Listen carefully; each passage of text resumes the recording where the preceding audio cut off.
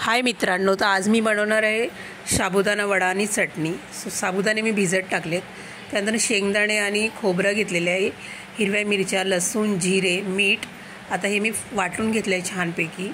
आता मी याला फोडणीसाठी राई, जिरे आणि कढीपत्ता तेलात टाकलेला आहे। आता मी या चटणीवरती टाकून देणार आहे आणि आता आपली चटणी ही रेडी झालेली शेंगदाणे खोबऱ्याची।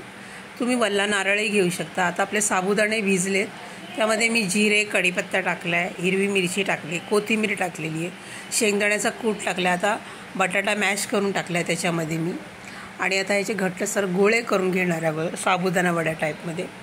तुम्ही पातळ कोणत्याही शेपमध्ये करू शकता। सो आपले वडे रेडी झालेत बनून। आता मी तेल गरम करायला ठेवलेलं, त्यामध्ये मी टाकणार आहे आणि दोन्ही साईड मी भाजून घेणार। आपले साबुदाणा वडा आहे भाजून झाला आहे छानपैकी, बघू शकता अशा पद्धतीने।